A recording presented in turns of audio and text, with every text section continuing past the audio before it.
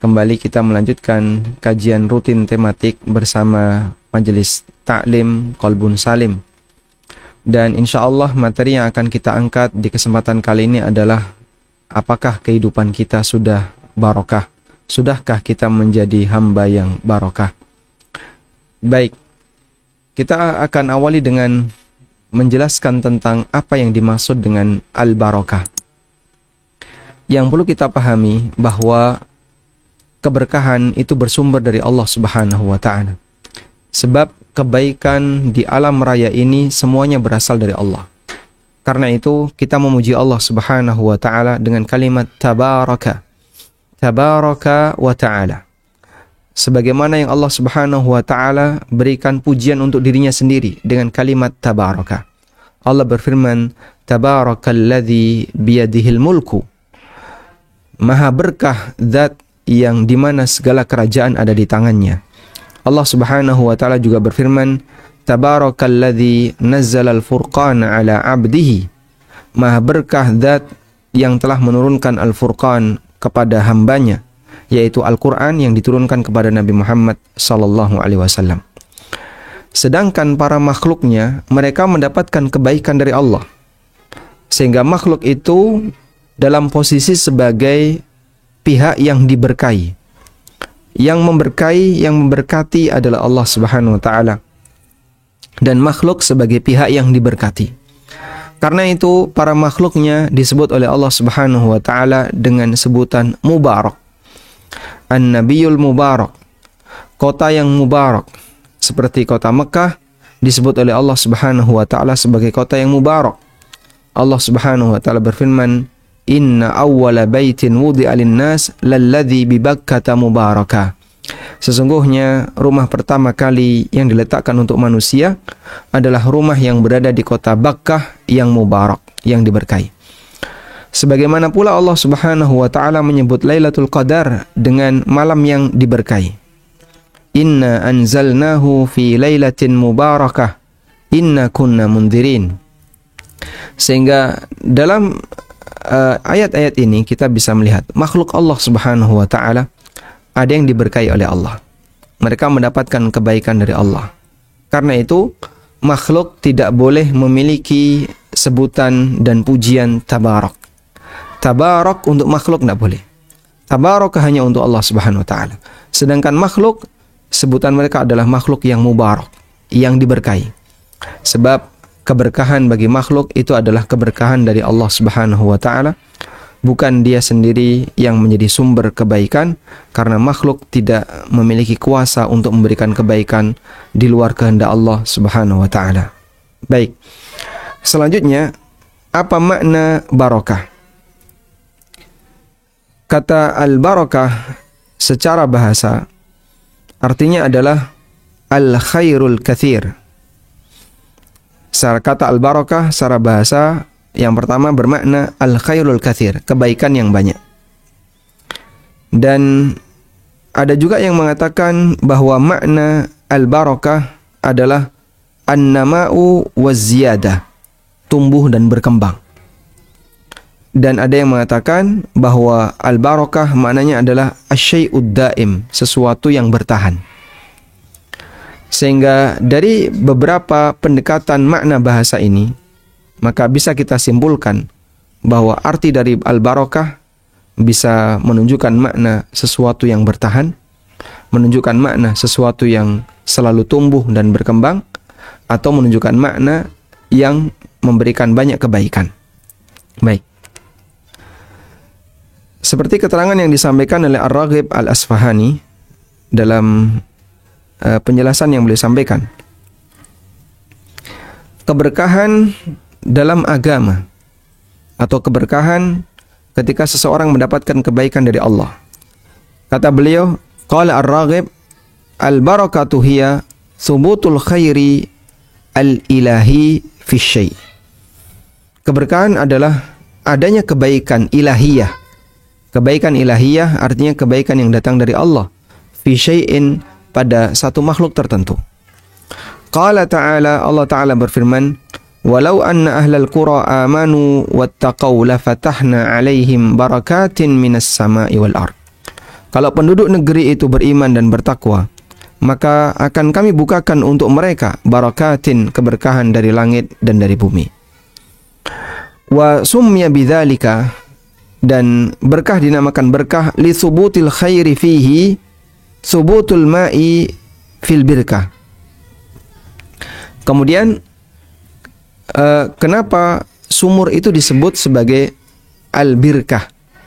Karena sumur itu ada kebaikan berupa air yang selalu tetap berada di dalam, dan air itu banyak memberikan kebaikan bagi orang yang mengambilnya. Baik, coba kita ulang tadi ya. Jadi barakah, al-barakatu, secara makna bahasa ada 3 pendekatan. Yang pertama, secara makna bahasa ada 3 pendekatan. Yang pertama, maknanya adalah an-nama wa ziyadah, tumbuh dan berkembang.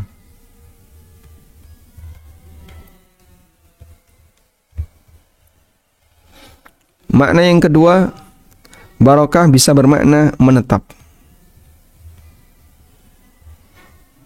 Makna yang ketiga adalah kebaikan yang banyak.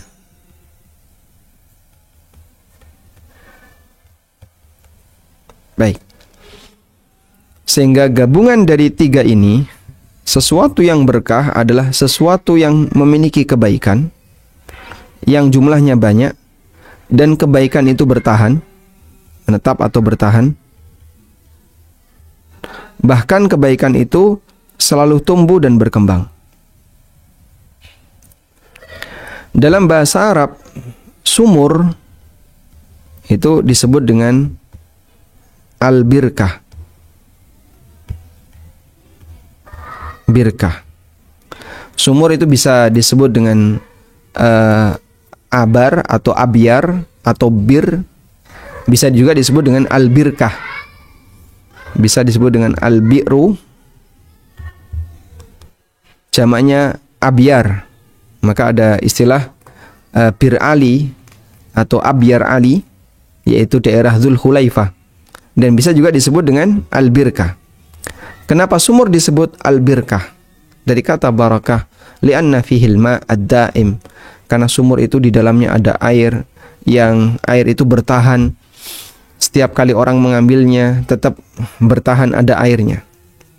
Dan Anda bisa lihat ya, bagian dari keajaiban sumur. Airnya diambil berkali-kali tidak habis, dibiarkan dalam waktu yang lama tidak meludak.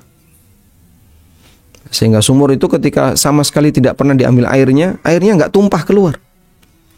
Airnya diambil berkali-kali selama bertahun-tahun, juga tetap nyumber terus. Sehingga volumenya tidak surut, bertahan secara umum. Kecuali kalau sumbernya mampet. Baik. Kemudian dalam bahasa Arab, onta menderum itu disebut dengan barika. Barika yabruku.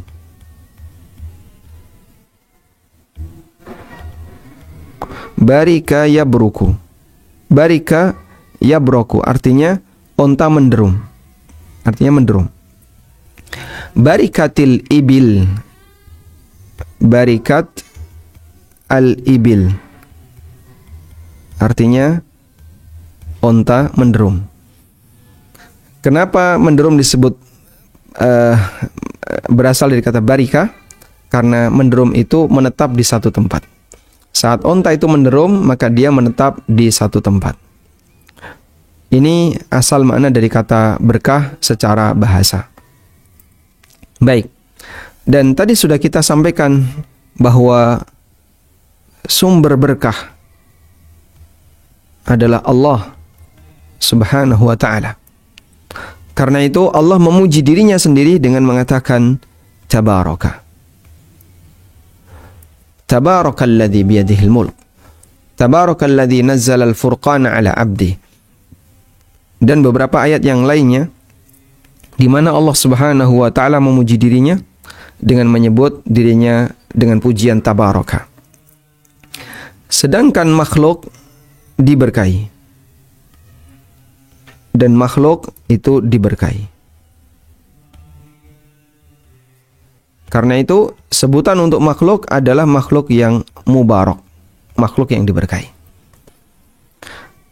Yang diberkahi artinya dia diberi banyak kebaikan oleh Allah, sehingga kebaikan bisa dirasakan oleh lingkungan di sekitarnya. Dalam Al-Quran itu beragam. Yang diberkahi dalam Al-Quran itu beragam. Yang pertama adalah tempat yang diberkahi. Allah Subhanahu wa ta'ala menyebutkan beberapa tempat yang diberkahi, seperti kota Mekah. Contoh yang lain adalah Baitul Maqdis. Allah Subhanahu wa ta'ala berfirman tentang Baitul Maqdis, Subhanalladzi asra bi'abdihi laylan minal masjidil harami ilal masjidil aqsa alladzi barakna haulah. Maha suci Zat yang telah memberangkatkan hambanya di waktu malam dari Masjidil Haram ke Masjidil Aqsa yang kami berkahi daerah di sekitarnya. Ini ada di surat Al-Isra ayat yang pertama. Kota Mekah juga kota yang diberkahi. Sebagaimana dalam firman Allah Subhanahu wa taala, Inna awwala baitin wudi'a lin-nasi lalladzi bi Bakkata mubarakah. Ini Allah Subhanahu wa taala sebutkan di surat Ali Imran ayat 96.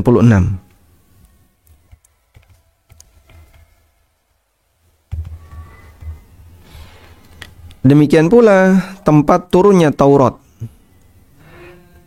Tempat turun Taurat.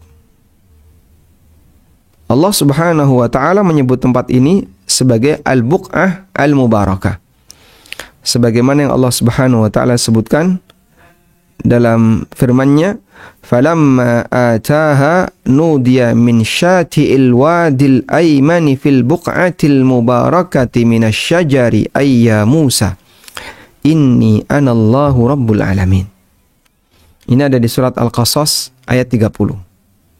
Atau mungkin yang lebih tepat adalah tempat pertemuan Musa dengan Allah.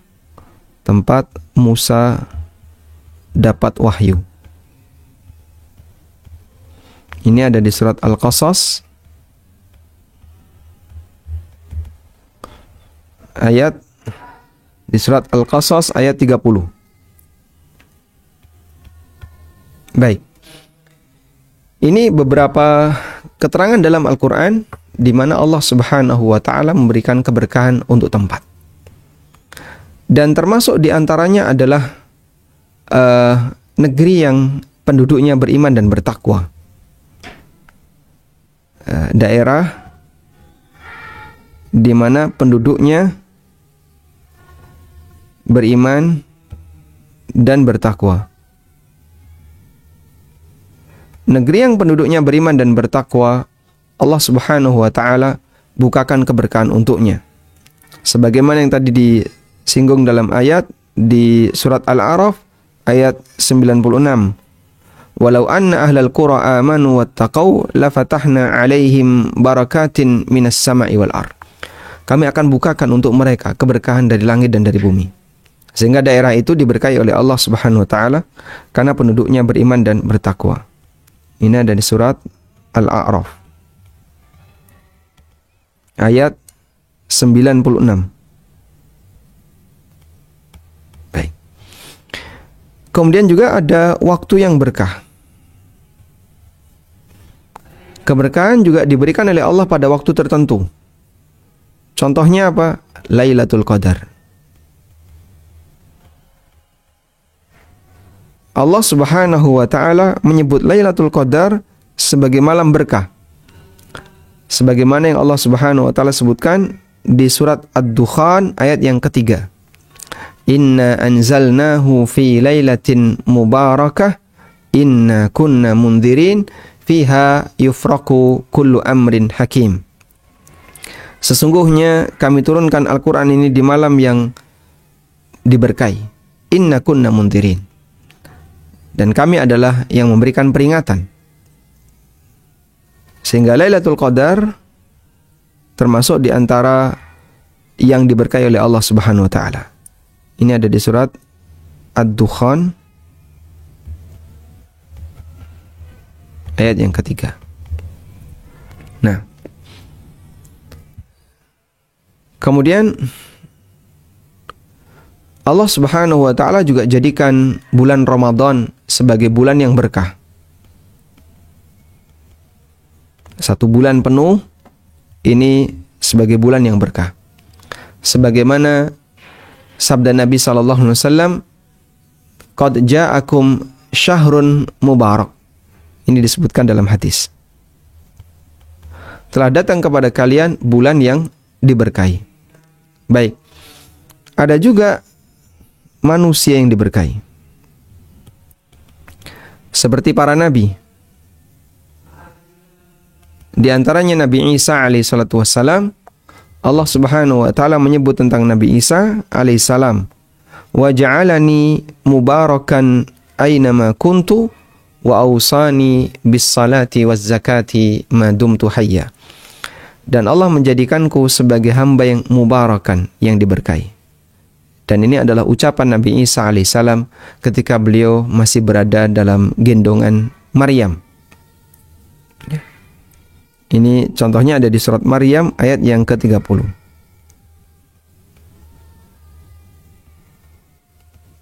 Baik. Kemudian Allah Subhanahu wa taala juga menyebut hujan sebagai sesuatu yang berkah. Allah Subhanahu wa taala berfirman, Inna anzalna minas sama'i ma'an wa anzalna minas sama'i ma'an mubarakan fa ambatna bihi jannatin wa habbal hasid." Ini sebagaimana yang Allah firmankan di surat Qaf. Wa nazzalna minas sama'i ma'an mubarakan fa ambatna bihi jannatin wa habbal hasid, surat Qaf ayat yang ke-9.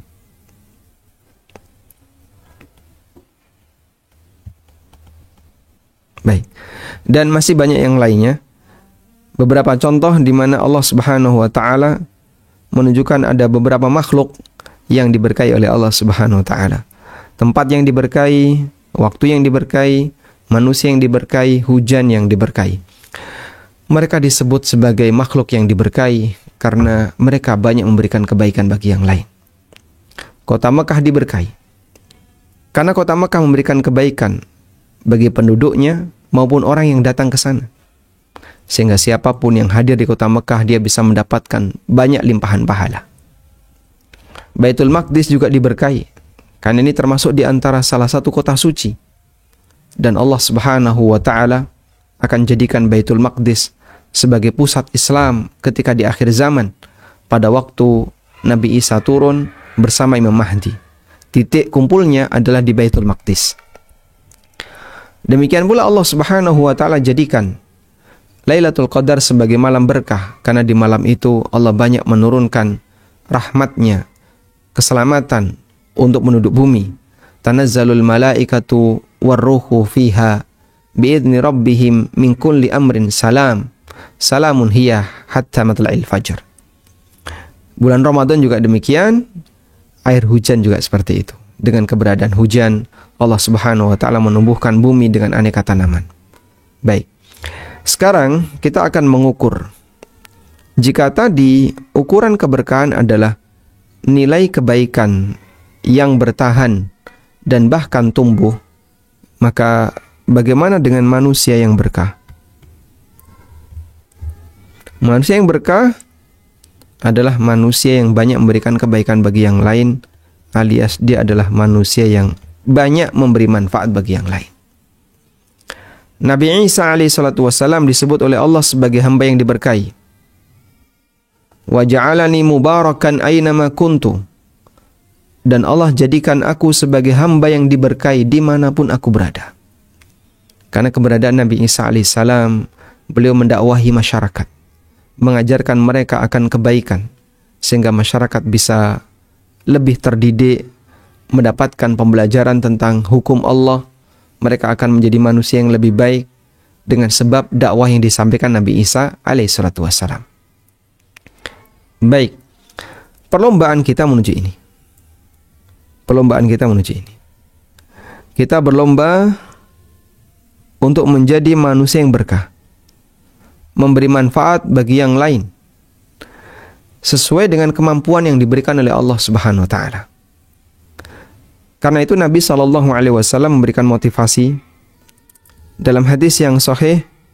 Rasulullah SAW bersabda, "Man istata'a minkum ay yanfa'a akhahu falyaf'al." Siapa di antara kalian yang bisa memberikan manfaat apapun kepada saudaranya, siapa di antara kalian yang bisa memberikan manfaat apapun kepada saudaranya, falyaf'al, hendaknya dia lakukan. Lakukan dengan semangat untuk bisa mendapatkan untuk bisa memberikan manfaat itu. Dan coba kita lihat seperti apa sababul wurud hadis ini. Jabir bin Abdullah radhiyallahu anhu menceritakan, arkhasan Nabiyyu sallallahu alaihi wasallam fi ruqyatil hayyati li Bani Amr. Qala Abu Zubair. Rasulullah sallallahu alaihi wasallam memberikan keringanan bolehnya memberikan ruqyah fil hayyah untuk sebuah kampung. Hayyah di sini maknanya adalah kampung, li Bani Amr, yang ada di Bani Amr. Qala Abu Zubair, kata Abu Zubair, wa sami'tu Jabir bin Abdullah yaqul, aku pernah mendengar Jabir bin Abdullah mengatakan, ladagat rajulan minna aqrabun, ada seseorang di antara kami yang tersengat binatang berbisa. Aqrab seperti kalajengking, kemudian kaki seribu dan macam-macamnya, binatang berbisa.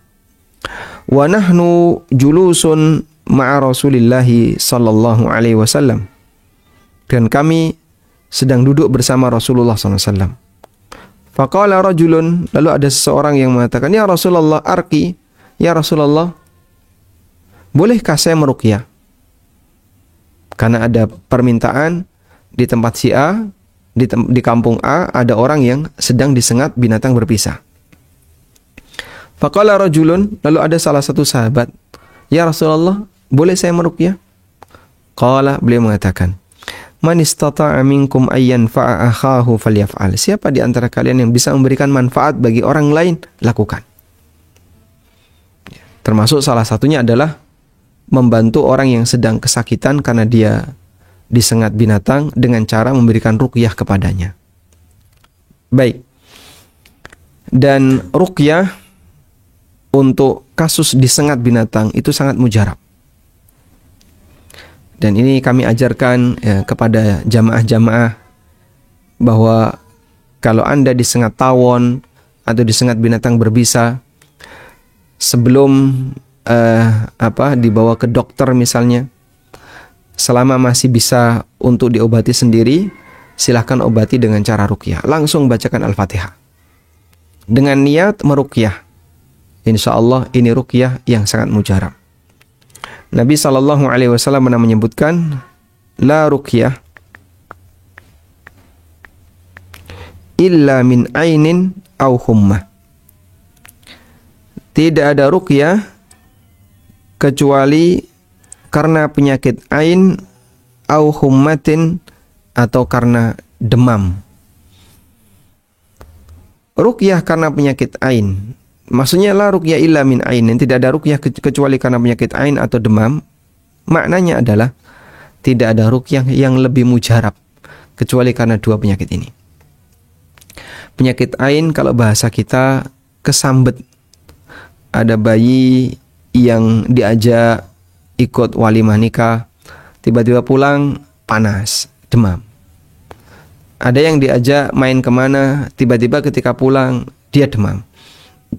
Maka orang ini atau bayi ini kesambet. Obatnya apa? Diruqyah. Gendong, bacakan Al-Fatihah, insya Allah selesai. Au hummatin, atau demam karena sebab disengat binatang atau karena sebab yang lain. Sehingga salah satu di antara obat yang mujarab ketika anak mengalami demam atau kita mengalami demam adalah diruqyah dengan membaca Al-Fatihah, ayat kursi, Al-Ikhlas, Al-Falaq, An-Nas, atau surat-surat yang lainnya. Dan walhamdulillah, ini yang sering saya praktekkan. Jadi kalau ada anak-anak yang demam, anak saya demam, sebelum saya kasih obat, saya gendong dan saya kasih ruqyah. Terkadang bisa menggunakan air sekaligus dikompres, ya, kepalanya yang hangat, lalu badannya juga bisa dibalur dengan air. Walhamdulillah, biasanya nggak lama, ya, demamnya reda. Dan termasuk saya sendiri ketika demam, meruqyah diri sendiri, karena salah satu di antara janji Nabi SAW, ruqyah yang mujarab adalah ruqyah karena penyakit ain atau karena demam. Jadi turunkan demam itu dengan ruqyah. Baik. Sehingga dalam hadis ini Nabi SAW menganjurkan, bagi siapa yang bisa memberikan kebaikan bagi orang lain, lakukanlah. Man istata'a minkum ayyan fa'akhahu falyaf'al. Dan semakin banyak nilai keberkahan seseorang, maka dia semakin dicintai oleh Allah Subhanahu wa taala. Sebagaimana disebutkan dalam hadis berikut. Ahabbun nasi ilallah anfa'uhum linnas. Orang yang paling dicintai oleh Allah adalah yang paling banyak memberikan manfaat bagi masyarakat. Semakin banyak memberikan manfaat bagi masyarakat, dia semakin berprestasi di hadapan syariat. Sehingga kenapa kita sebut sebagai bentuk perlombaan? Karena dengan banyak memberikan manfaat bagi masyarakat, kita bisa mendapatkan kecintaan Allah. Kita berharap dengan banyak memberikan manfaat kepada masyarakat, kita lebih dicintai oleh Allah Subhanahu wa taala. Ahabbun nasi ilallah anfa'uhum linnas. Manusia yang paling dicintai oleh Allah adalah yang paling banyak memberikan manfaat bagi yang lain. Baik. Lalu bagaimana caranya kita bisa memberikan manfaat bagi orang lain? Bagaimana kita bisa bermanfaat?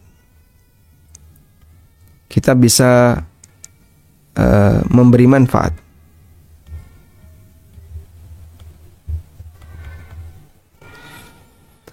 Yang perlu kita pahami bahwa potensi manusia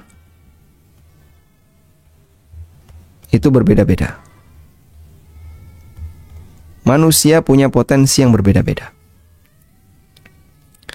Karena itu, nilai kemanfaatan manusia yang diajarkan oleh Nabi SAW bukan kemanfaatan yang seragam, tapi kemanfaatan yang berbeda-beda tergantung dari jenis potensinya.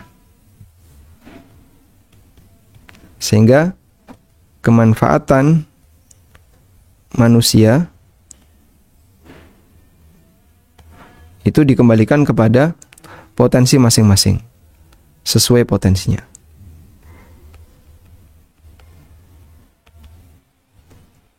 Nabi SAW menggambarkan ini dalam hadis yang sahih. Beliau bersabda, "An-nasu ma'adin." Manusia itu seperti ma'adin, seperti barang tambang. An-nasu ma'adin. Manusia itu barang tambang. Kama'adinil fiddati wad dhahab. Sebagaimana barang tambang perak dan emas. Barang tambang itu beragam. Nabi SAW menggambarkan di sini bahwa nilai kemanfaatan manusia sesuai potensi, karena beliau gambarkan dalam hadis tersebut, ya, dalam hadis riwayat Muslim, manusia itu ibarat barang tambang. Ada apa dengan barang tambang? Barang tambang itu nilainya berkelas.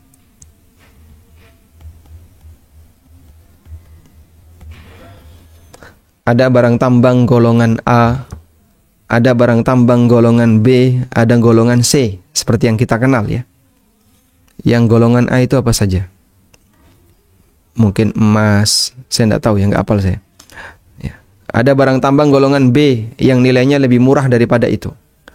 Ada barang tambang golongan C yang lebih murah daripada golongan B.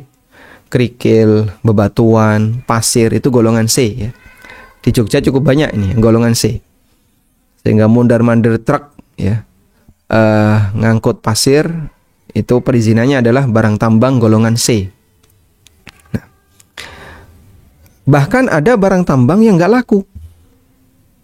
Sampai diumumkan, terima tanah uruk. Tapi antara satu dengan yang lain, ini saling membutuhkan. Nilainya berkelas, tapi saling melengkapi. Ada barang tambang yang sangat bernilai. Dia mahal. 1 gram, 1 juta. Ada yang segunung, 1 juta. Seperti pasir, kerikil. Dan antara satu dengan yang lain saling melengkapi. Sehingga ketika ada orang yang dia butuh untuk membuat rumah. Pada saat dia bangun rumah, apakah dia akan mengumpulkan hanya berbahan emas saja? Saya mau tanah uruknya emas. Temboknya, batu batanya emas. Nanti semennya emas. Apanya semuanya emas. Gak mungkin jadi. Dia butuh bahan A, dia butuh bahan B, dia butuh bahan C. Sehingga antara satu barang tambang dengan barang tambang yang lain saling melengkapi. Baik. Gambaran manusia juga seperti itu. Antara satu manusia yang lain, antara satu manusia dengan manusia yang lain, mereka punya potensi yang berbeda dan mereka saling melengkapi. Potensi berbeda, manusia potensinya berbeda, tapi saling melengkapi. Potensinya berbeda, tapi dia saling melengkapi. Sehingga ada yang berada di potensi A, ada yang pinter B, ada yang pinter C. Allah takdirkan mereka punya potensi yang berbeda. Sehingga dinamika kehidupan bisa berjalan, karena dengan keberadaan potensi yang berbeda, mereka bisa saling membutuhkan. Sehingga mereka bisa saling membutuhkan. Saat saling membutuhkan, terjadilah interaksi. Si A butuh si B butuh si C, C butuh D, D butuh E, nanti E butuh A. Muter. Jadinya roda kehidupan berjalan karena mereka saling membutuhkan. Baik. Namun yang menjadi pertanyaan adalah, apakah potensi itu, di manakah potensi itu disalurkan? Di mana potensi itu disalurkan? Ada orang yang punya potensi, namun hanya untuk kepentingan pribadi.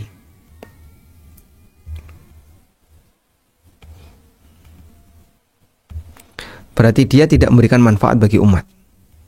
Ini kurang manfaat. Ada juga yang punya potensi untuk mendukung sosial, untuk sosial keagamaan.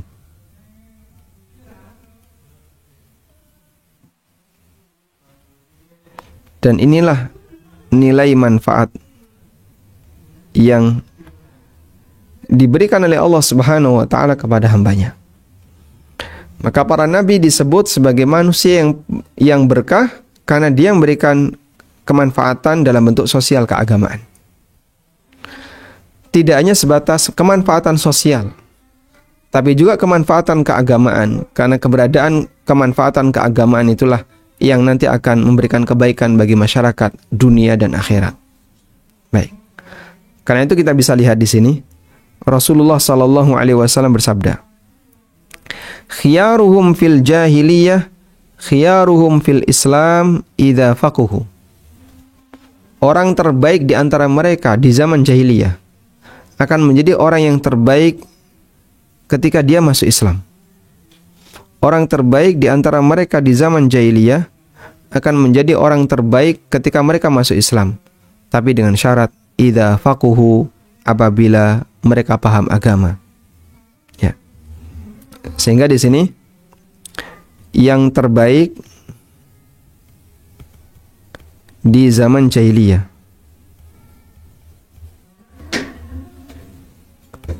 Terbaik di zaman jahiliyah artinya apa? Yang memiliki banyak kelebihan. yang memiliki banyak kelebihan. Masyarakat jahiliyah, standar prestasi itu dilihat dari seberapa besar dia punya banyak kelebihan. Semakin punya banyak kelebihan, semakin besar nilai prestasinya. Ya, maka Nabi SAW mengatakan, khiyaruhum fil jahiliyah, khiyaruhum fil Islam. Yang terbaik bagi mereka di masa jahiliyah adalah yang terbaik di masa Islam. Sehingga begini, masyarakat jahiliyah itu ukuran prestasi adalah potensi. Semakin banyak potensinya, berarti dia semakin berprestasi. Ada? Terlepas dari potensi itu dimanfaatkan untuk apa? Sehingga ketika ada orang yang dia pemberani, secara fisik bagus ya, dia gagah, cakep, pemberani, kemudian apa lagi? Dia mencintai tanah air, ya, mencintai suku dan golongan, artinya dia loyal, dan seterusnya. Maka semua sifat itu ketika dimiliki oleh seseorang akan membuat dia semakin ditakuti oleh masyarakat. Dia semakin hebat, dia semakin berprestasi. Meskipun bisa jadi digunakan untuk memusuhi agama. Tapi bagi mereka, ini orang yang berprestasi. Al-Walid bin Mughirah itu orangnya pintar, kaya. Kemudian dia bisa syair. Dan Al-Walid bin Mughirah ditugaskan untuk memikirkan apa kalimat yang cocok untuk menyudutkan Al-Quran. Sehingga dia dianggap sebagai pentolan bagi orang musyrikin dalam masalah syair, karena dia punya potensi kepandaiannya. Baik, artinya begini, jika ada orang yang punya potensi, tapi hanya disalurkan untuk kepentingan pribadi, berarti sebenarnya orang ini belum orang yang disebut sebagai manusia berkah. Di Indonesia tidak kurang orang yang kaya. Tapi kalau orang yang kaya itu hanya kaya untuk pribadinya, orangnya tertutup, tidak kemudian terbuka untuk sosial masyarakat. Kalau mau masuk rumah harus melalui gerbang berlapis-lapis, menemui orangnya susah sekali. Murni hanya untuk kepentingan pribadi, ini bukan orang bermanfaat. Gak kurang orang pintar. Tapi kalau pintar hanya untuk kepentingan pribadi, yang penting dia bisa bekerja, lalu dia dapat duit untuk kepentingan dia dan keluarganya, orang seperti ini bukan orang yang berkah. Gak kurang pejabat. Dia punya status sosial, dia punya jabatan. Tapi kalau jabatan hanya untuk kepentingan pribadi, ini bukan pejabat yang berkah. Tidak kurang orang yang punya harta, punya kepandaian, punya properti A yang dan seterusnya. Yang semua itu dibanggakan oleh manusia. Tapi ketika itu hanya untuk kepentingan pribadi, maka hakikatnya itu tidak memberikan keberkahan. Sehingga dia bukan termasuk manusia yang berkah. Karena itulah Nabi SAW memberikan syarat bahwa potensi akan bisa menghasilkan kebaikan jika diiringi dengan agama. Di saat inilah muncul keberkahan. Maka Rasulullah SAW mengatakan, khiyaruhum fil Islam, khiyaruhum fil jahiliyah, idza faquhu. Orang terbaik ketika di masa jahiliyah yang punya banyak kelebihan akan menjadi orang yang terbaik ketika dia menjadi seorang muslim, idza faquhu, apabila dia paham agama. Sehingga potensi plus agama itulah yang akan mendorong seseorang untuk memberikan apa yang dia miliki, potensi yang dia miliki dalam rangka untuk mendukung agama. Silahkan berikan kemanfaatan bagi masyarakat sesuai dengan potensi yang Allah berikan kepada Anda, dengan semangat dalam rangka untuk mendukung agama. Makanya dengan belajar Islam, semakin dekat kepada Islam akan membuat setiap hamba dia punya keinginan bagaimana bisa menyalurkan kemampuan dia untuk masyarakat. Ada beberapa orang yang kadang menghubungi saya Pak, saya punya keahlian di bidang ini. Bisa nggak Pak Ustadz melibatkan saya dalam kegiatan dakwah? Walhamdulillah. Kedekatan dia dengan agama sampai menyebabkan dia terdorong untuk menyalurkan potensinya dalam rangka mendukung kegiatan dakwah. Ada dosen ITB, ahli di bidang IT, yang menawarkan diri untuk itu. Ada juga orang yang ahli di bidang properti menawarkan diri untuk itu. Ada yang ahli di bidang ekonomi menawarkan diri untuk itu. Masing-masing punya potensi yang berbeda-beda. Dan mereka sedang berlomba, apa yang bisa saya salurkan untuk umat? Dan itu hanya bisa terjadi ketika orangnya paham agama. Maka sudahkah hidup kita menjadi hidup yang berkah? Anda bisa mengukur Anda punya potensi apa, dan kedekatan Anda dengan agama seperti apa. Maka akan menghasilkan sejauh mana Anda bisa memberikan manfaat bagi orang lain sesuai dengan potensi yang Anda miliki. Wallahu ta'ala alam. Demikian yang bisa kita sampaikan. Semoga bermanfaat. Wassallallahu ala nabiyyina Muhammadin wa ala alihi wa sahbihi wasallam. Alhamdulillahirrabbilalamin. Terima kasih Ustadz. Jazakallah untuk paparannya. Izin bertanya kepada Bapak Ibu yang ingin bertanya, silahkan langsung tulis di chat atau raise hand untuk menyampaikan pertanyaan kepada Ustadz. Kami utamakan dulu yang sesuai dengan tema. Untuk Ummu Rahmat kami persilahkan dengan singkat dan jelas. Assalamualaikum warahmatullahi wabarakatuh, Ustadz. Waalaikumsalam warahmatullahi wabarakatuh. Semoga Allah senantiasa merahmati Ustadz sekeluarga. Amin walakum bimithlin. Barakallahu fiik. Afwan Ustadz, Ana bertanya di luar tema, namun pertanyaan ini penting bagi Ana. Bolehkah Ustadz? Sebentar Ibu, saya bacakan saya dulu ya, yang sesuai tema. Nanti insya Allah kalau ada waktu saya panggil Ibu kembali. Bisa dipahami Ibu? Naam, tafadhali. Afwan. Terima kasih Ibu. Bismillahirrahmanirrahim. Saya akan bacakan pertanyaan yang masuk. Ustadz izin bertanya, pada akhir-akhir ini orang memaknai berkah adalah dengan banyaknya jumlah yang bertambah, yaitu dari sisi jumlah. Contohnya dengan perkataan, misalnya setelah kita memberikan sesuatu, jawabannya adalah terima kasih, semoga berkah ya. Tapi benar-benar berkah itu dimaknakan itu bertambah dan dari sisi jumlah. Orang sering lupa dengan masalah kebermanfaatan. Atau contoh kejadian yang selanjutnya adalah misalnya ketika kita tertimpa musibah atau terkena apapun, komentar yang muncul adalah, wah hidupnya nggak berkah, hartanya nggak berkah. Tapi memang ditujukan hanya dari sisi jumlah. Bagaimanakah cara memperbaiki pemahaman seperti itu, Ustaz? Baik. Jadi kalau kita mengukur berkah hanya dari sisi materi, maka ini ukuran yang keliru. Sebab kita tahu seperti ini ya, berkah yang didapatkan oleh seseorang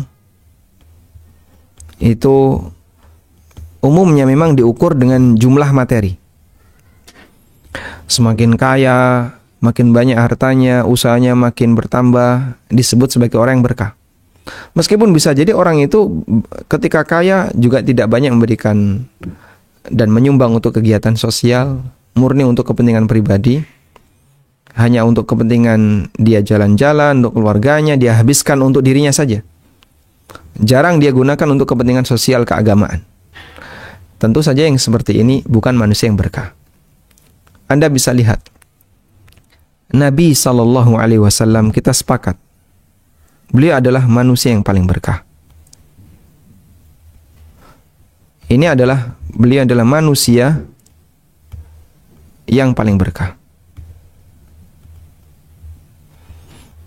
Tapi Anda bisa saksikan bagaimana kehidupan Nabi SAW dan materi yang beliau miliki. Sampai Rasulullah SAW ketika tidur, ngecap di punggungnya tikar yang digunakan untuk alas. Ditawarkan oleh sebagian sahabat, ya Rasulullah, bagaimana kalau kami sediakan kain, lapisan agar Anda bisa tidur dengan nyaman. Tapi Nabi SAW mengatakan, mali walid dunia, apa urusanku dengan dunia? Terus sebentar lagi saya juga akan meninggalkannya. Kemudian juga Aisyah radhiyallahu anha menceritakan, kami pernah mengalami dapurnya tidak ngepul selama 3 hari. Bukan karena kehabisan gas, tapi karena tidak ada yang dimasak.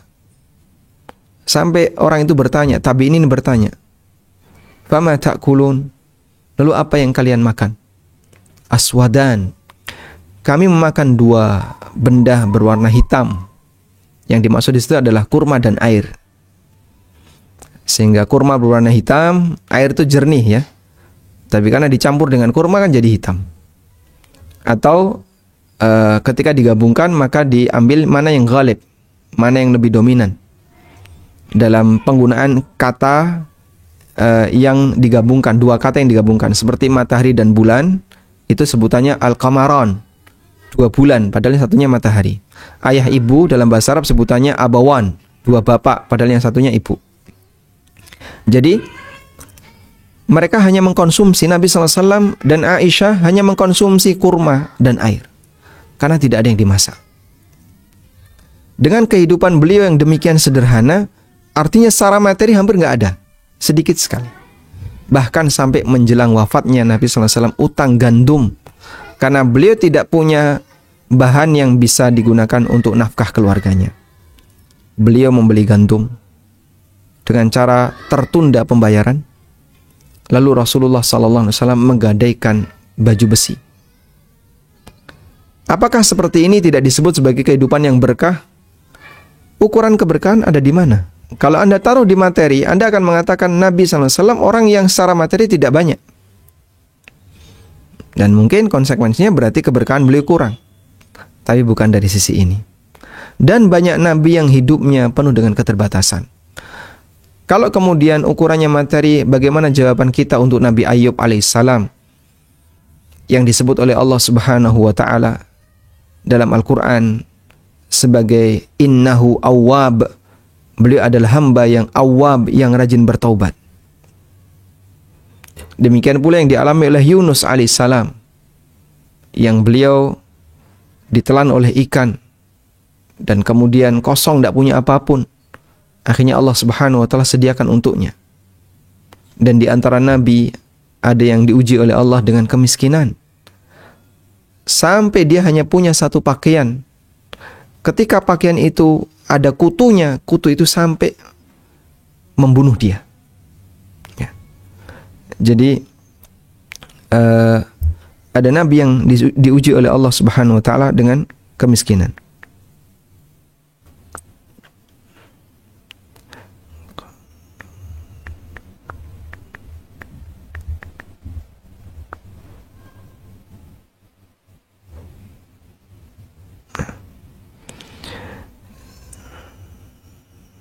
Rasulullah SAW pernah menyebutkan tentang ujian-ujian yang dialami oleh para nabi. Gimana kalimatnya? Jadi saking miskinnya dia, illa libasun wahid.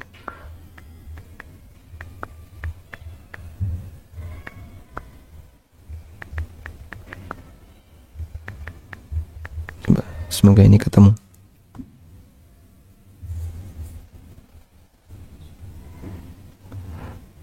Gimana kalimatnya? Baik, saya lupa kalimatnya. Nah, itu menunjukkan bahwasanya ujian kemiskinan mungkin saja dialami oleh orang-orang yang dekat dengan Allah Subhanahu wa taala seperti para nabi. Maka untuk bisa disebut bahwasanya standar keberkahan adalah pada materi, ini nantinya jadi tidak seimbang. Allah memberikan dunia kepada hamba yang dia cintai dan hamba yang tidak dia cintai. Yu'tid dunya liman yuhibbu wa man la yuhibbu. Dalam sebuah hadis Rasulullah sallallahu alaihi wasallam bersabda, wa innallaha la yu'tid dunya man yuhibbu wa man la yuhib. Allah memberikan dunia kepada makhluknya yang dia cintai dan yang tidak dia cintai. Ada orang soleh yang kaya dan ada orang kafir yang kaya. Wa la yu'tid dina illa man yuhib. Dan Dan Allah tidak memberikan agama kecuali kepada yang Dia cintai. Sehingga salah satu di antara tanda kecintaan Allah Ta'ala kepada hambanya adalah Allah jadikan hamba ini paham masalah agama. Wallahu a'lam.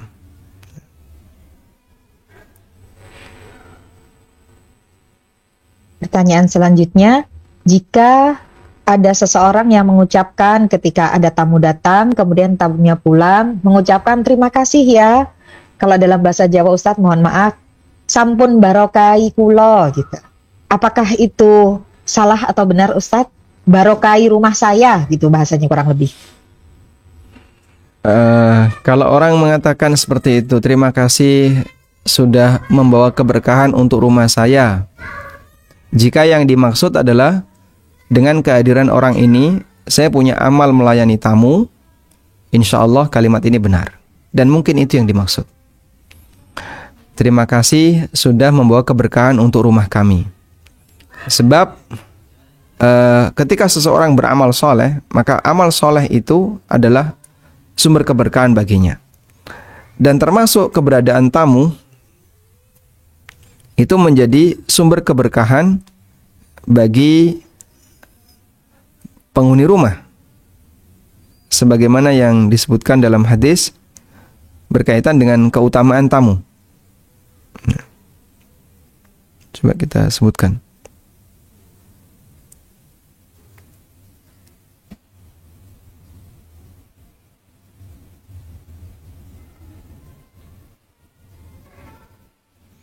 Ada sebuah hadis yang mengatakan ad-dhaifu yanzilu bi rizqihi wa yartahilu bi dhunubi ahlil baiti.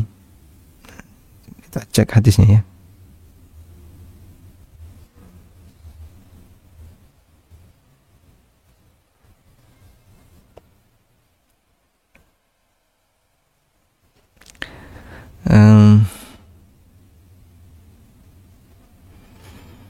Nah, hadisnya dinilai palsu oleh sebagian ulama. Dinilai dhaif oleh sebagian ulama. Sehingga tidak bisa dijadikan sebagai dalil ya. Di sini idza aradallahu bi ahli baitin khairan faqahahum fid dini wa waqqarahum saghiruhum kabirahum. Apabila Allah Ta'ala menghendaki kebaikan bagi sebuah keluarga, Allah akan jadikan keluarga itu faqih dalam masalah agama. Tapi di sini tidak menyebutkan tentang tamu. Nah. Sebentar.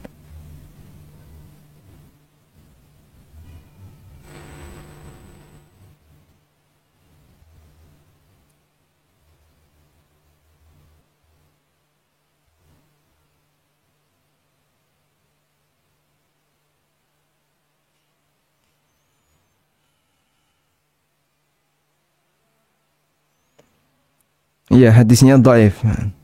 Wa ammal hadits alladhi khutima bihil qissah wa huwa qawluhu idza aradallahu biqaumin khairan ahda ilaihim hadiyatan. Qalu ya Rasulullah ma tilkal hadiyah? Qala ad-dhaif.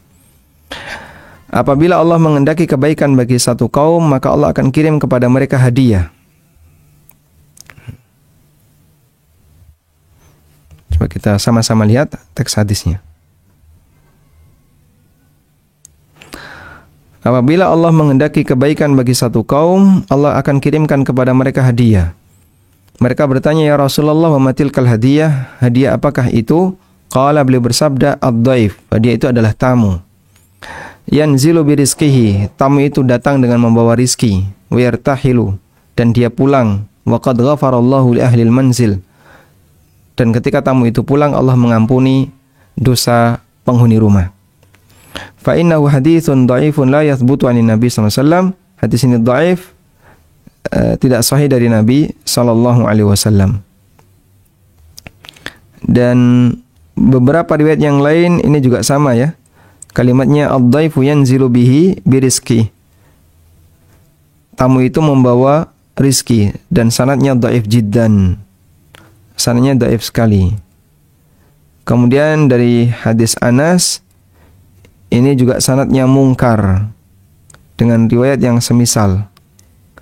Kemudian ada hadis Abu Darda dan sanadnya palsu, maudhu.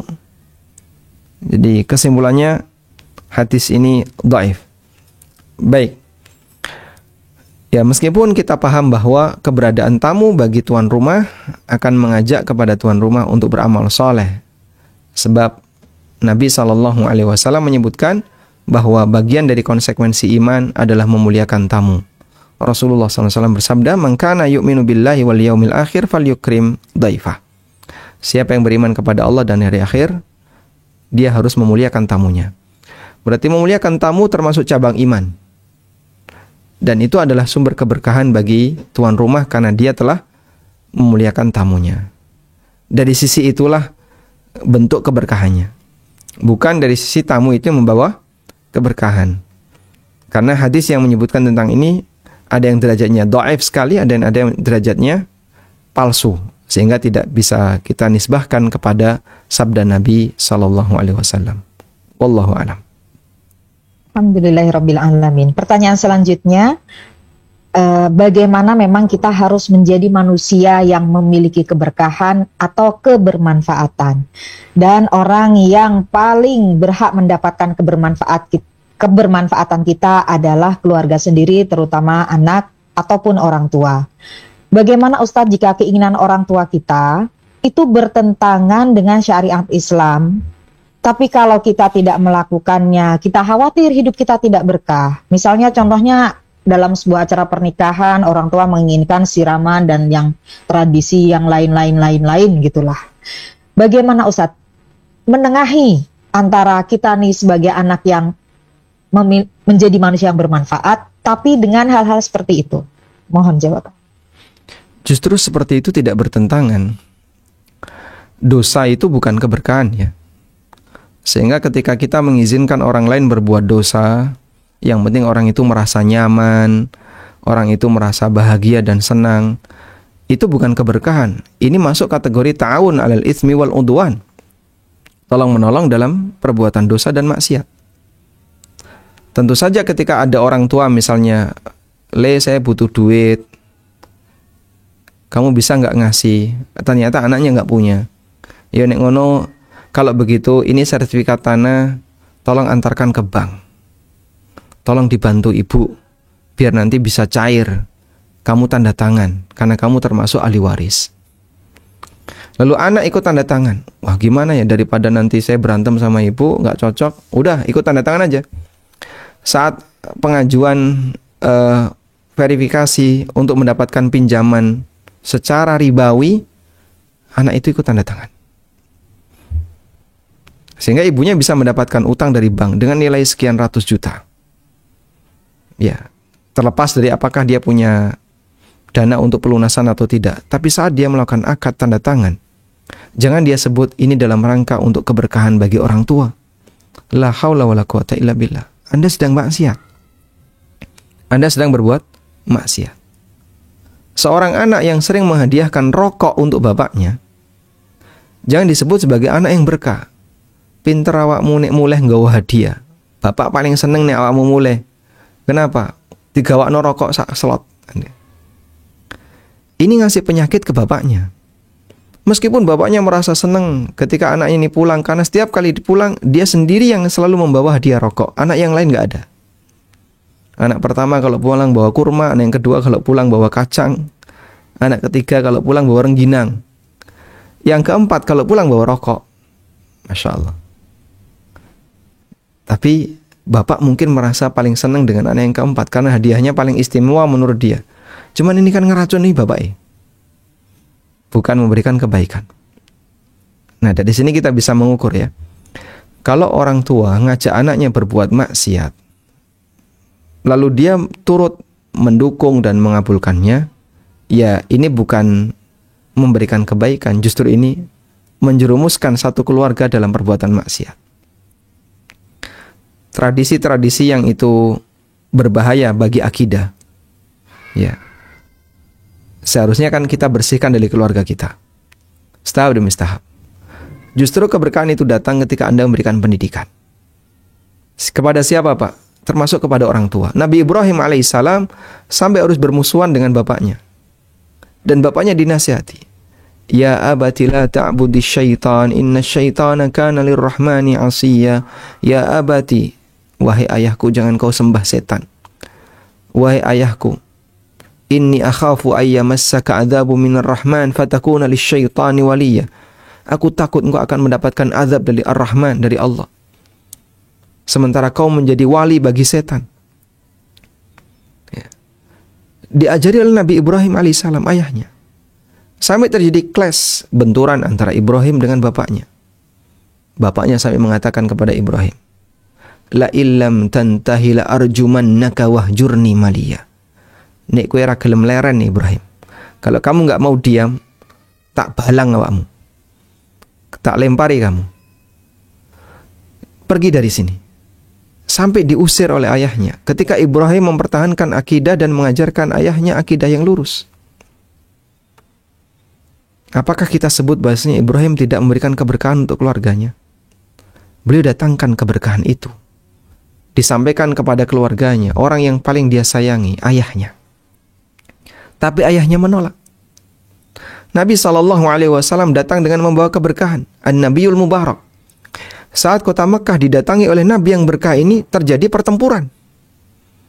Sehingga ada anak pisah dengan bapak, ada suami pisah dengan istri, ada apalagi saudara pisah dengan saudaranya, seseorang pisah dengan saudara kandungnya. Mereka berantem antara satu keluarga dengan keluarga yang lain dengan kehadiran Nabi SAW. Makanya pada waktu Nabi Muhammad SAW itu berdakwah, ketika ada orang-orang yang datang ke kota Mekah, orang musyrikin memberi peringatan, hati-hati dengan Muhammad. Dia memisahkan suami dengan istrinya, dia memisahkan anak dengan bapaknya, dia memisahkan dalam satu keluarga, jadi pecah gara-gara Muhammad. Masya Allah. Padahal beliau datang dengan keberkahan, tapi orang kafir menolaknya. Sehingga penduduk Mekah menolak kehadiran Nabi Muhammad SAW, padahal itu nikmat terbesar bagi penduduk bumi. Allah pindahkan beliau ke kota Madinah.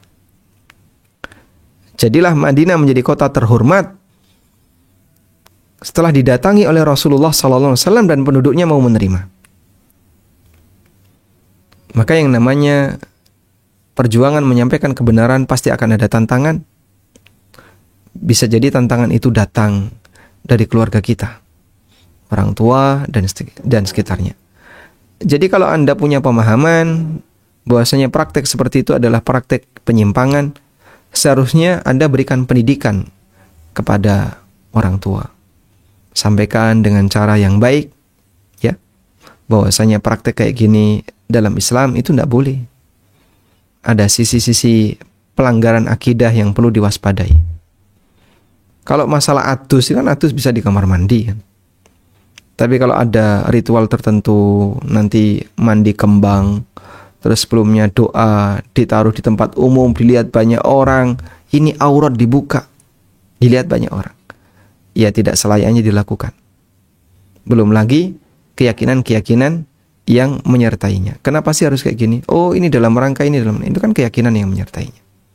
Wallahu a'lam. Alhamdulillahirrabbilalamin. Ini pertanyaan saya gabung. Izin bertanya Ustadz, apa tanda hidup kita berkah dan bagaimana ciri-ciri atau penyebab keberkahan kita hilang dalam hidup?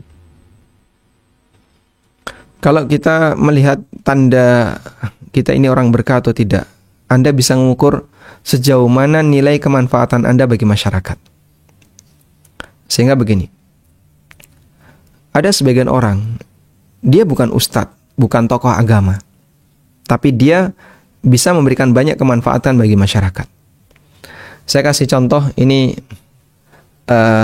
di antara kejadian yang saya sebut orang ini berkah. Ini di Yogyakarta ya. Di daerah ini termasuk daerah pelosok, dan di situ tidak ada ustadz yang tinggal di situ, tidak ada tokoh agama yang berdakwah di situ. Tapi ada satu orang yang dia banyak belajar ke para ustadz yang ada di wilayah yang berbeda, sehingga beliau ini orang dekat dengan para ustadz. Dan orang ini secara ekonomi cukup mampu. Akhirnya Beliau menghubungi para ustadz itu untuk secara bergantian datang ke kampungnya. Walhamdulillah, satu ustadz di hari ini, satu ustadz di hari. Akhirnya dalam satu pekan itu ada banyak kajian dari para asatidzah yang didatangkan dari luar. Termasuk saya juga kadang datang ke sana, ya. Kemudian nanti ustadz yang lain datang ke sana, gantian. Akhirnya di kampung itu didirikan Islamic Center. Terus ada pondoknya. Kemudian dia datangkan santri atau santri pengabdian atau ustadz yang baru lulus misalnya dari mana, dari Madinah atau dari Libya atau dari mana, suruh tinggal di situ. Rame. Bahkan sekarang banyak masyarakat yang pilih tinggal di sana, ngontrak di sana, beli tanah di sana, biar dekat dengan Islamic Center ini. Padahal nggak ada ustadz yang tinggal di sana. Ya kurang lebih seperti itu ya.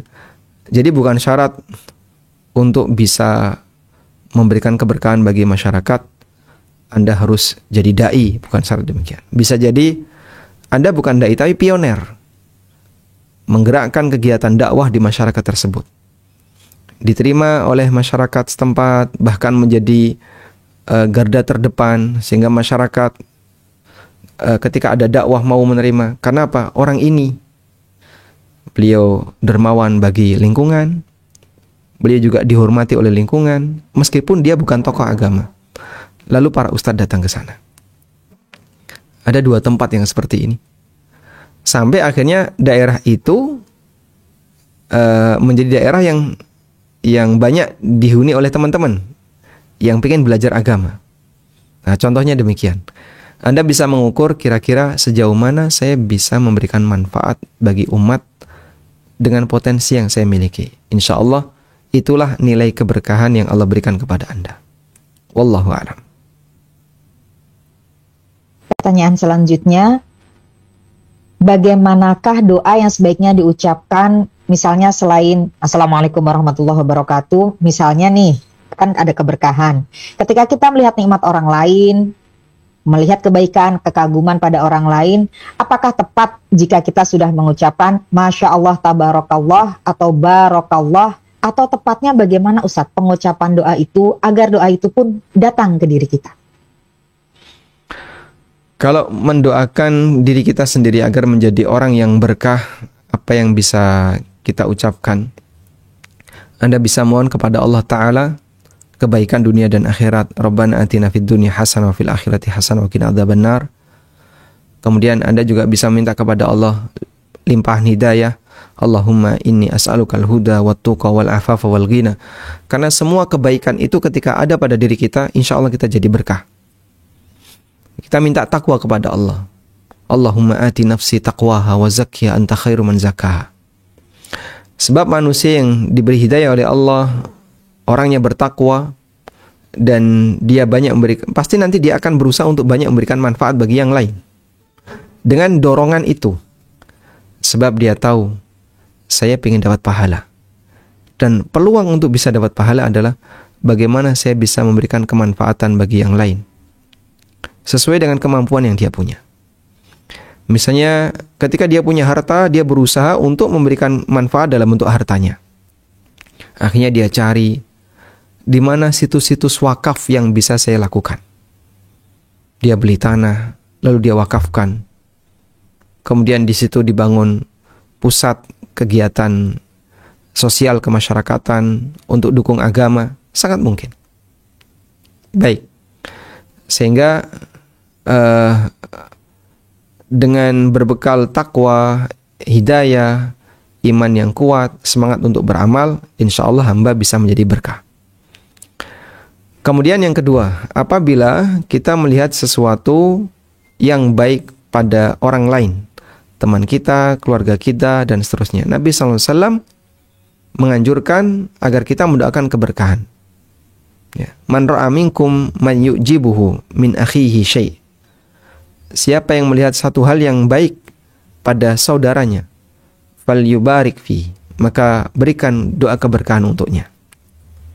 Apa yang bisa kita ucapkan? Kita bisa mengucapkan Allahumma barik, ya Allah berkailah, atau barakallahu fikum, semoga Allah memberkahi Anda, atau barakallahu lak, semoga Allah memberkahi kamu, dan kalimat-kalimat yang semisal.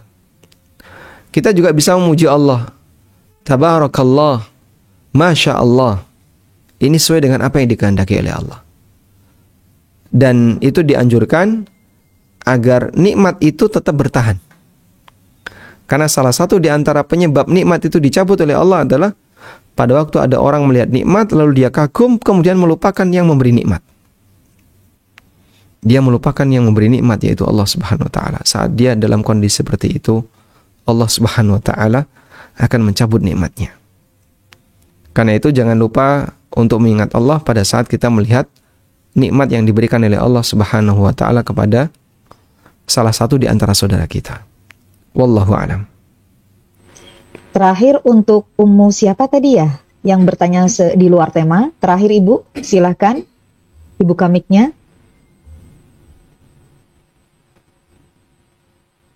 Mohon maaf sebelumnya kepada Ummu siapa tadi Ibu yang mau bertanya di luar tema. Assalamualaikum warahmatullahi wabarakatuh, Ustadz. Waalaikumsalam warahmatullahi wabarakatuh. Ustadz, Ana bertanya di luar tema. Apakah boleh seorang laki-laki yang sudah baligh itu diurut sama nenek-nenek yang lebih kurang sudah hampir 80 tahun? Diurut atau dipijat kalau bahasa yang lebih dipahami mungkin ya Ustadz. Mohon penjelasannya Ustadz. Jazakumullahu khairan. Laki-laki udah balik ya? Ya, laki-laki yang sudah baligh diurut sama nenek-nenek yang sudah hampir 80 tahunan. 80 tahun masih kuat ngurutnya? Ya, Masya Allah. Masya Allah. Mabarik. Jazakumullahu khairan ya Ustadz. Assalamualaikum warahmatullahi wabarakatuh. Waalaikumsalam warahmatullahi wabarakatuh. Baik. Aturan mahram itu tetap berlaku sampai akhir ya. Ya meskipun ada toleransi untuk nenek-nenek yang sudah tidak ada keinginan untuk menikah. Dan Allah izinkan dalam Al-Quran bagi wanita yang sudah tidak ada keinginan untuk menikah, dia boleh melepaskan pakaian luar. Jadi pakaian wanita di masyarakat Arab itu ada dua, ada pakaian luar, ada pakaian dalam. Abaya itu pakaian luar. Sehingga dia pakai pakaian dalam yang menutupi aurat. Kemudian ada pakaian tambahan. Nah, bagi nenek-nenek silahkan lepaskan pakaian tambahan ini ketika dia sudah tidak ada keinginan untuk menikah. Gimana ayatnya?